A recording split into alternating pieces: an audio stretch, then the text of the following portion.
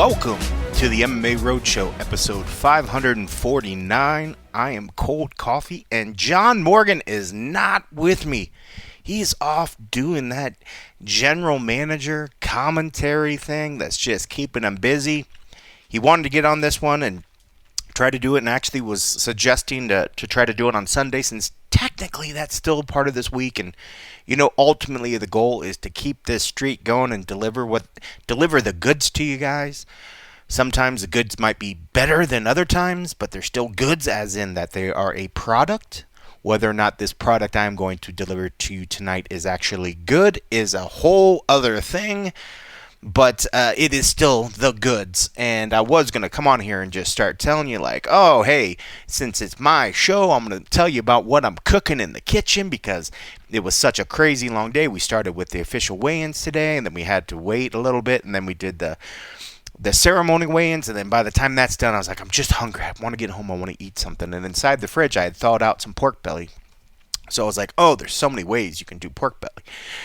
So typically what I would do is I would either braise it in a liquid in a pot to try to cook it primarily for 30 minutes with it. Usually a lot of times I just put water, soy sauce, some this mushroom sauce, just to add a little flavor, cook it a little bit and help break down the fat a little bit, have it sort of render, and then I cut it into slices and I put it into the air fryer to crisp up the skin and just make it oh so good.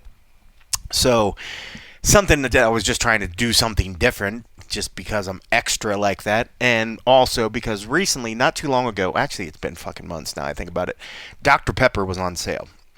And, even though I had a 12-pack of Dr. Pepper, there was a Coke Zero Dr. Pepper deal, whatever, and it was buy two, get two, and I was like, oh, well, of course I should buy two of those just so I can get the extra two, even though I didn't even need to.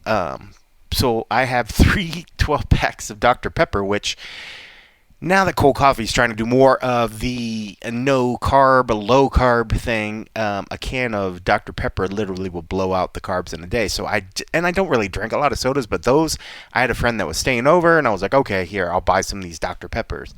But they didn't really drink many of them, so then I got stuck with these ones. So what I decided to do today, just to try something different, is with the water that I put in with the pork belly, I added a couple cans of the Dr. Pepper, some soy sauce, and still a little bit of the mushroom sauce, or the vegan oyster sauce. And I was tasting the sauce and the liquid, and I was like, oh, this is great. So I let it cook in there and started to cook it. And then I was like, okay, I'm going to make the transition. I'm thinking oh, this is great. I'm going to talk about the cooking at the beginning of the show. And then I grabbed some tongs to take it out and transfer it onto a cutting board. And this is where it gets interesting and a bit painful. So I pull the pork belly out, and I'm going to put it onto the cutting board. And as I'm scooping it out, these metal tongs have a little channel that kind of runs under in the thing, where if you're not paying attention, liquid will run down into that thing. So as I'm picking it up, thinking I've cleared the liquid from the tongs, because they're tongs, they're not spoons, and start to move it over, this said super hot liquid runs down the tongs straight onto my leg, and almost immediately it blistered and broke, the skin broke. And right now, I have a gauze pad on there. I stuck some ice on it, and I was like, are you freaking kidding me? That's what happens when you're tired and you're not paying attention, and you have this boiling Dr. Pepper liquid that apparently is hotter than lava, and it immediately burned my leg. So I'm going to see how my leg feels. This has only been about 20 minutes ago, but it already busted open. So yeah. So my fun cooking story is a little bit of pain and a little bit of whatever. But right now, the pork belly is in the air fryer cooking up, and hopefully it'll be all good. And so as I'm nursing my pained leg later on, hopefully I'll have some good grub. But that's your cooking intro for today. Be wary. If you use some tongs, watch the liquid. And I will let you know if you're interested, if the Dr. Pepper, because sometimes you hear people talk about using Dr. Pepper or Coke or whatever for the acidity to help break down the muscle tendons and the tissues inside these sides of beef or whatever. I don't know if it'll do that in this time that I just put it in this boiling pot of water, but it did sort of influence some infuse some flavor. But who knows? It's either going to be good or it's going to be bad, but I'll still eat it because it's pork belly, and I don't let pork belly go to waste. So here we are. John is busy, so it's just me. I know it's one of the dreaded shows, the all coffee show. No cream, just straight cold coffee coming at you, but I will keep it short and sweet. But let's talk a little bit about today. So I'm here. John is off in Atlantic City for CFFC Next Gen 2. Dude's been crazy busy. They had I want to say grappling match last weekend, and I think this coming weekend he's got another CFFC fight. I think it was 4 weekends straight, so we'll get it settled out for next week, or unfortunately for you guys, it might be another all coffee show, but I will try to make that not happen. So he is off doing that. I was here in town for UFC 320. The rematch of Magomed Ankalaev and Alex Pereira for the light heavyweight championship. And then the co-main on that, Merab versus Corey Sandhagen. I don't know if you guys watched either of the media days or the press conference. Not a lot of heat. Not a lot of heat coming here. You know, you kind of felt like Alex and them were trying to talk a little bit something, and then Magomed's team would try to say a little something. Then you got Alex saying, oh, you're just saying what your coach is telling you to say. But all that is being said through translators. So it's all really weird to kind of follow it. And it's just like you got the fighter saying blah, blah, blah, blah, blah. And then the translator's starting to talk. And then one of the fighters is starting to talk over top. And then you have their translator trying to see what they're saying. And then the other translator's trying to say it to their other guy.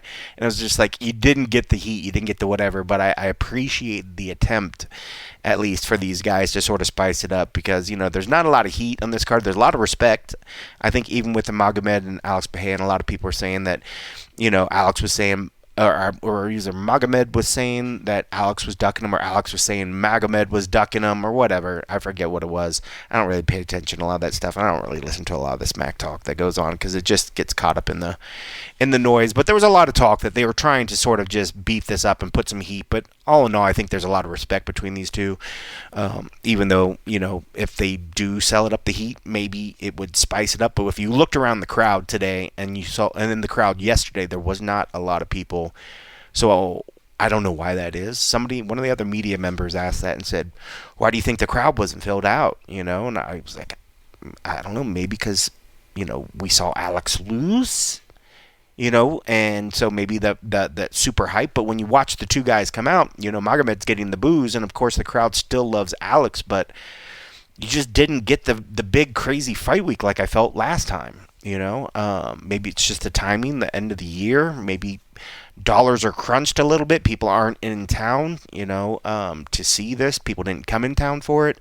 Maybe there's not a lot of people in Vegas. A lot of people are saying Vegas is having some issues right now, even though the casinos just came out and said that they're making money compared to last year. They made money, so they're happy. But when you look at the visitor count, most people are saying the visitor count's down. So, you know, I guess the casinos are still winning, you know, but people aren't taking as much money away, so the casinos are able to say that they're making revenue, but we're not getting it from the, you know, just mad mass of people.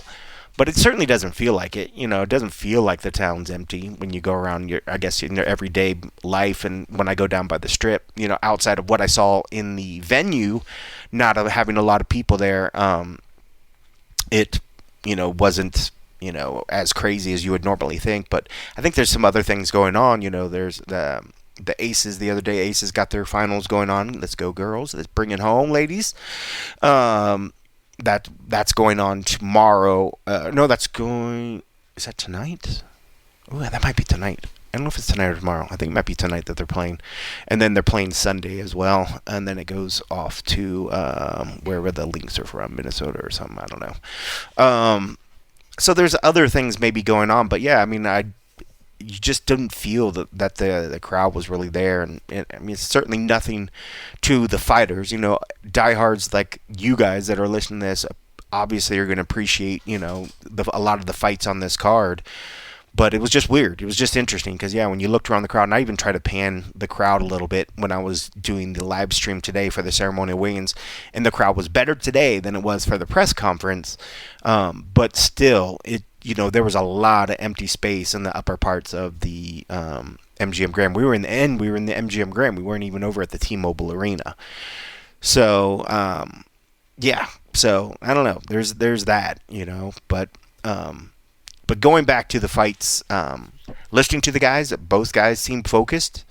For my stat picks, I didn't hear or see anything between these two guys during this week to change my mind that after what we saw last time that they fought, that Magomed lost a step and that Alex had recovered, whatever. I know a lot of they were saying, he wasn't 100%, he was ill or he was injured. I forget what the talk was. I felt like it was a little bit of everything, that he wasn't 100% last time, and now he is 100%.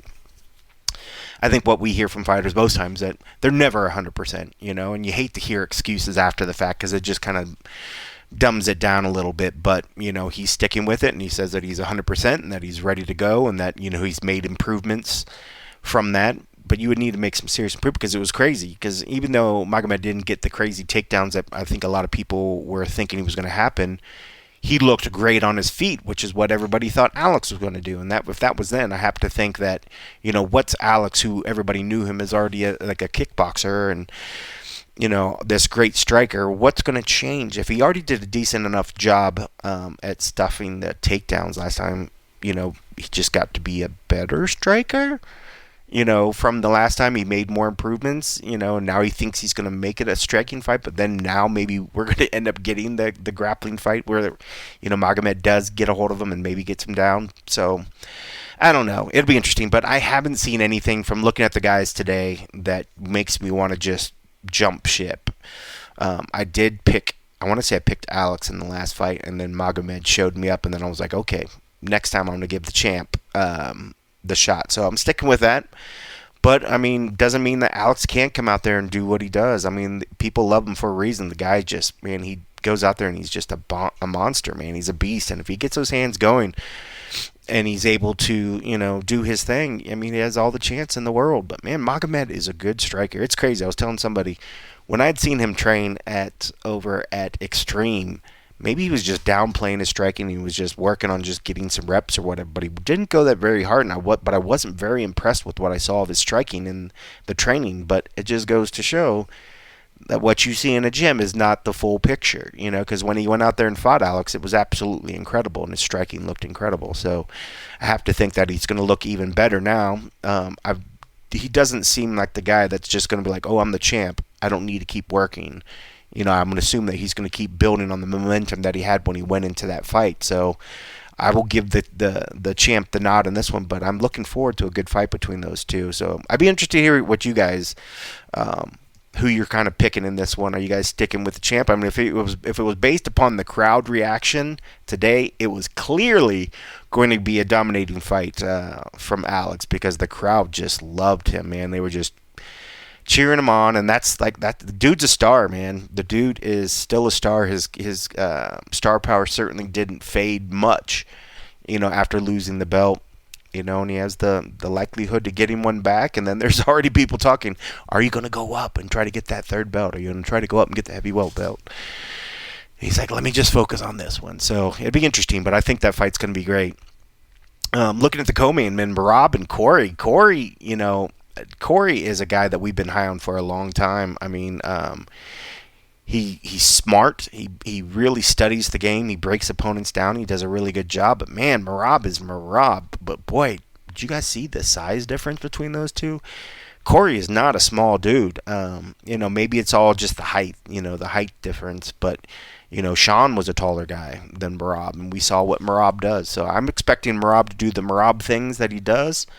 The dude's got a gas tank like no one else. Corey doesn't tire out either, so both guys are going to have plenty of cardio. It's just a matter of if Merab's able to, kind of get him down, get on his back and grind it out and see if he can't tire Corey down. But I don't envision Corey tiring down, and if anything else, Corey's got those flying knees. He's got crazy little striking that when Merab tries to come in, if Corey uses his range, if he uses that distance, I think he has the chance to hurt Merab, or at least stun him and try to at least slow him down and maybe try to wear on that gas tank a little bit.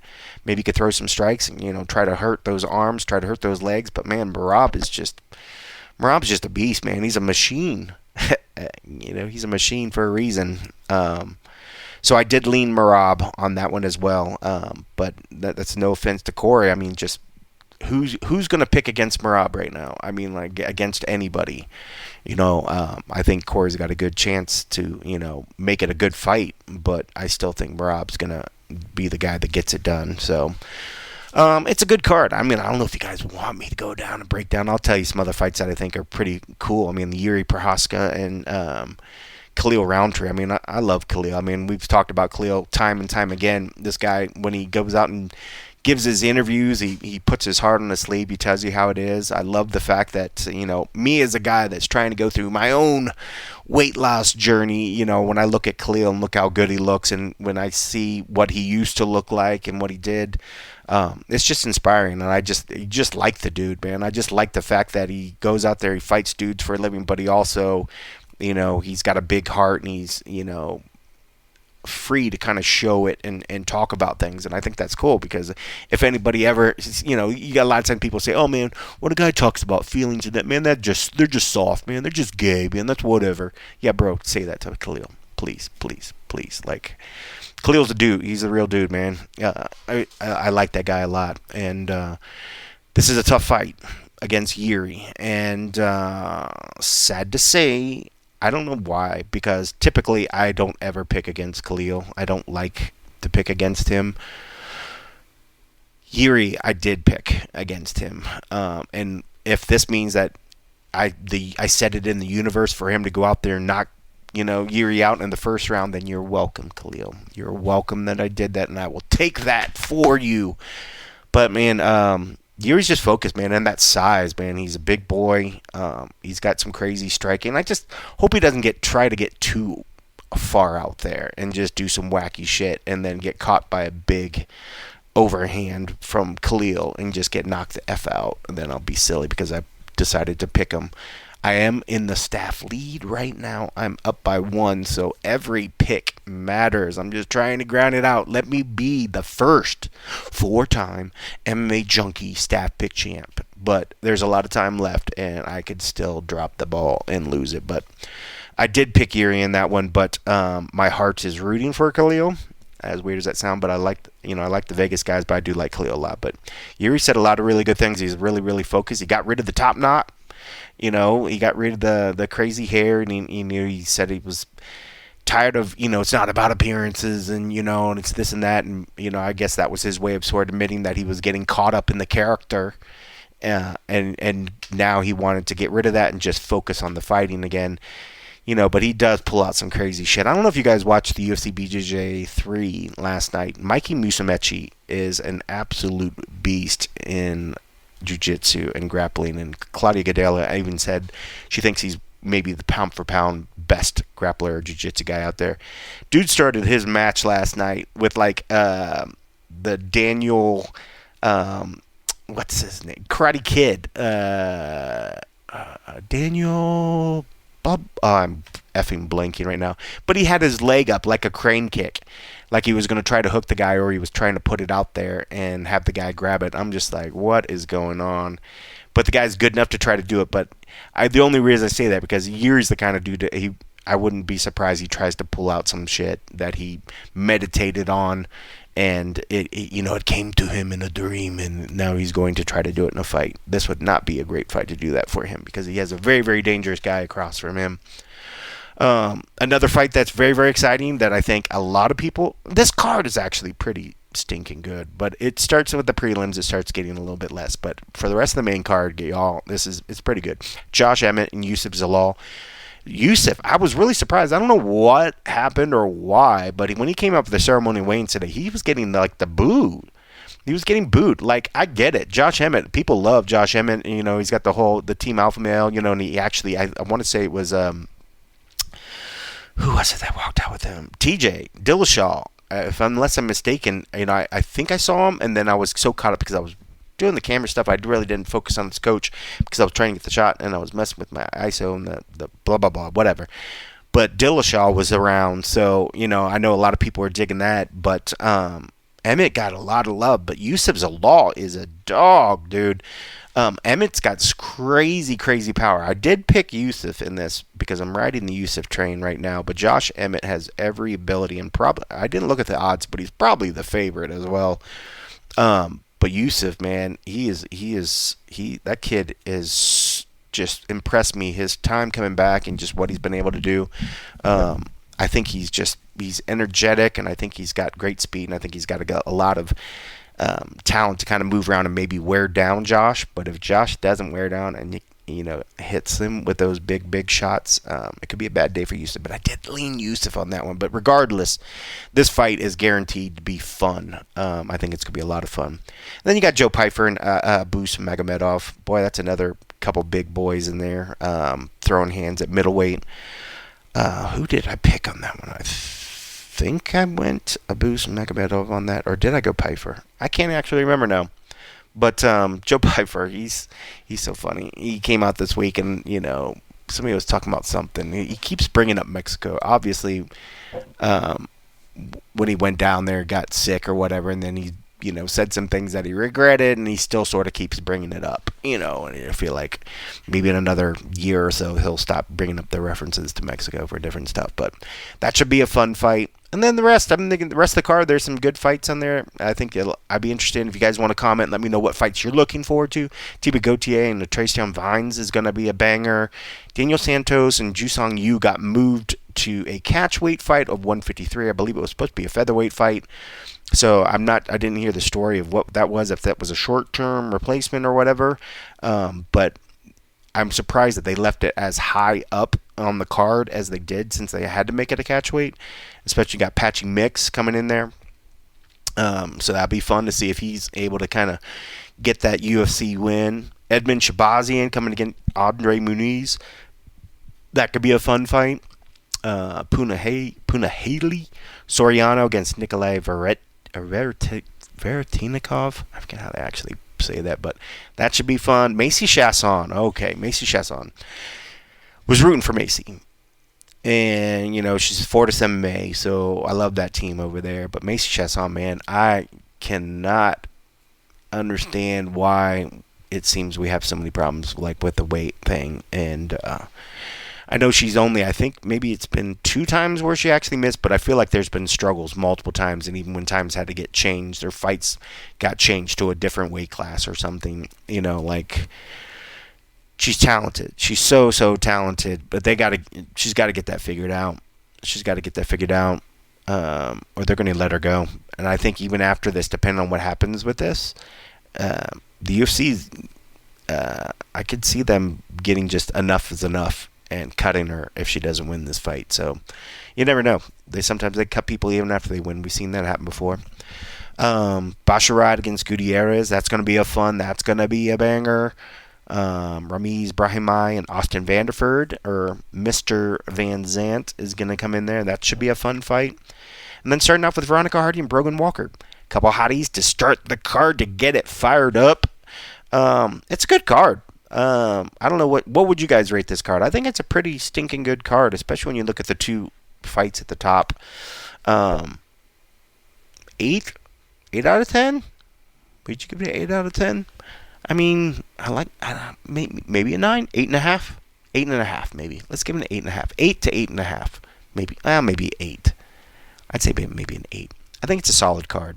I think it's going to have a lot of good fights on there, and maybe this is one of those ones that surprises you from the top to bottom. I hope it's not the other way where we sometimes see the prelims come in there and just absolutely just start a smoke show, and then it gets to decisions. But I think when we look at the main card here, there's definitely some bangers in this one. So I'm hoping that we do not have any sort of a night full of decisions and whatnot. So.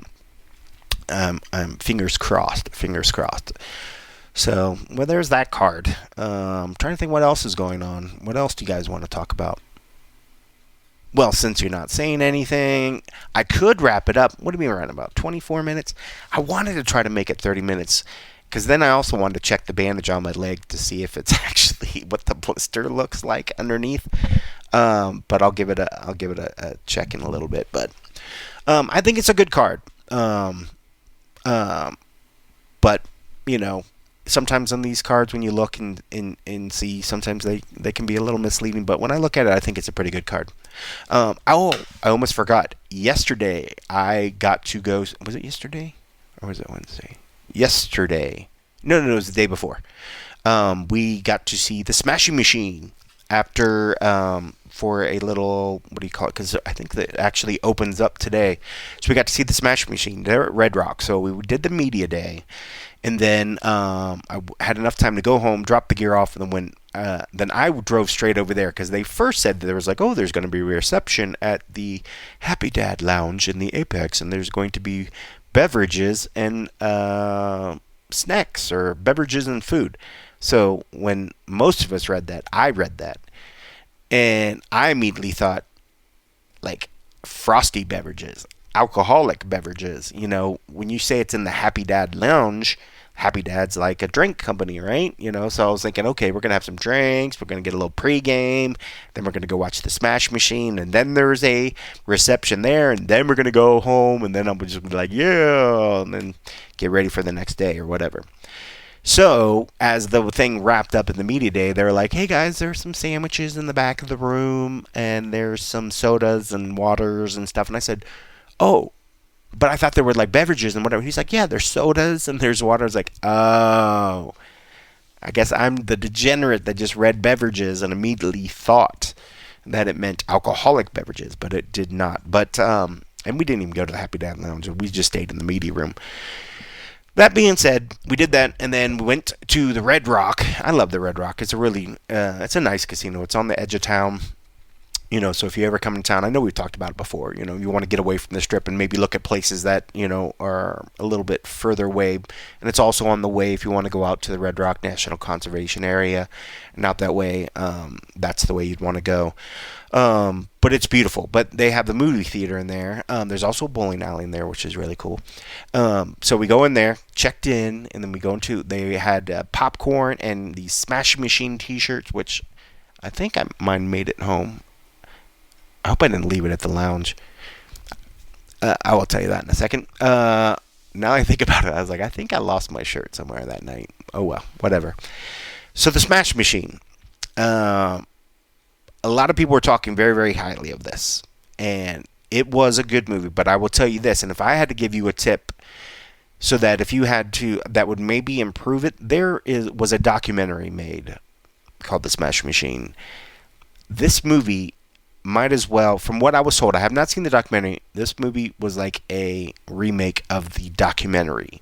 So some shots that you see in this were literally in the documentary. Not in the documentary, they recreated the shots that were from the documentary. You know, and the reason I knew that, because it came up after the fact. So I watched the movie, and the movie, I'd give it maybe a 7 out of 10.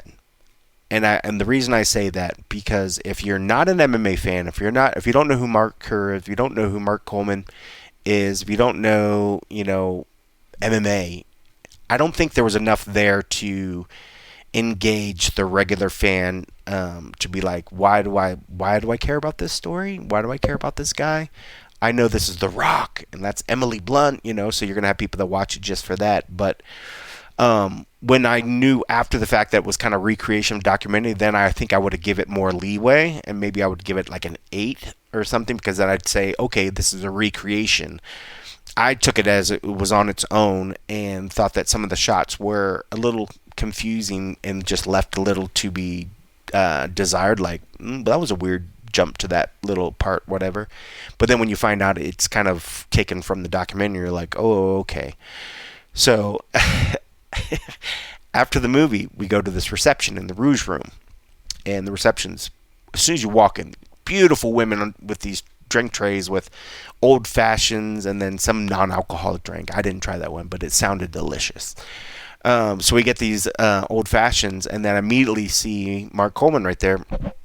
And so I go over to start talking to Mark, and Sean from the Full Send Boys was talking with him as well. So we started talking about the show, the thing. And see, since I didn't watch the documentary, there's a scene at the end of the movie, and I'm like, Mark, so at the end of the movie, when it shows you go into that room, you know, was that like real, or was that like a Hollywood? And he's like, what do you mean?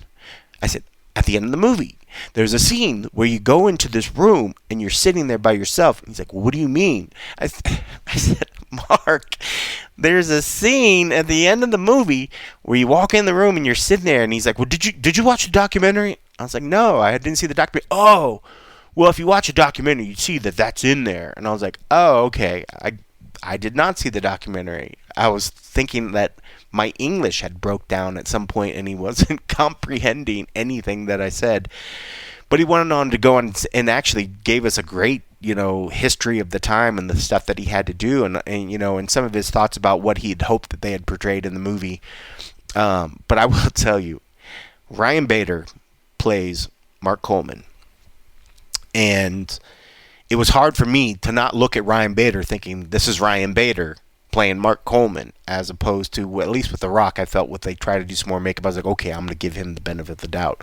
I know it's The Rock, but when I look at him, my brain is saying, okay, that's Mark Kerr. That's not, The Rock. But when I look at Ryan Bader playing Mark Coleman, I'm like, that's Ryan Bader playing Mark Coleman. Like, they didn't do much to his face. I was just like, you're really, as a theater major, as a guy, I'm like, okay, I can adjust my brain and I can take these things in. But me being the MMA video guy that's been around interviewing Bader since the UFC way back in the effing day, it was hard for me to not say, that's Ryan Bader playing Mark Coleman. But Bader did good. I mean, he did well. He did well. He's probably one of the better guys that's delivered lines in a movie. One of these MMA guys that's delivered lines that actually did well.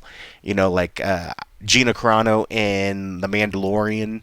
I thought she did great in that stuff. I know she's been in some of the other ones, but that's the one recently that I remember thinking like, hey, I dig this. I dig Carano's character in there.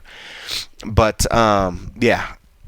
But the movie, I think if you like MMA and if you are familiar with the Coleman and Kerr and their story of these days, because it takes period in like 1997 through 2000, and it covers over this Pride Grand Prix. But I still love Emily Blunt, and she was sexy in the movie, so that was like, oh, I'll watch it, Emily Blunt. And I love the Rock movies. I've seen Rock and Emily in they've done a few movies now, I think, together. So they had good chemistry. But this was the first one where it was like a dramatic role. I don't think there was one comedic line that The Rock said that just to be like funny, like you would see him in all of his other movies. So in that sense, it was definitely a stretch. And I know a lot of people are already saying like, oh, I'm going to put him in the Oscar talks. In terms of him doing something different, yes, it was very, very different. But that being said, will it be well received and get, huge whatever? I don't know. Because I think it still boils down to the MMA, as big as it's gotten right now, still at the end of the day is a niche sort of sport. And now you're picking a story, that's just from a small time frame of window. But do you get enough to want to root for these characters? And I felt that's the part that was a little bit lacking, was just the story behind that. Like, why do I care? Not me personally, but somebody watching, like, why do I care that this person's story? Like, what's there? And I think they tried, but I think a lot of it with them copying the documentary or remaking the documentary, that you didn't get to see it. But I mean, you don't get to build that. You didn't have time for that story arc to kind of build and really enrich you. But it was good. I mean, I enjoyed it. But again, if I had to pick, I'd say I'd give it a 7 out of 10. Maybe 7.5 or something. But it was fun. It was good. But then we went to the Rouge Room, and those old fashions, we ended up closing it down. It wasn't like the bar stayed open to 2. The function stayed open to like 11:30 or something.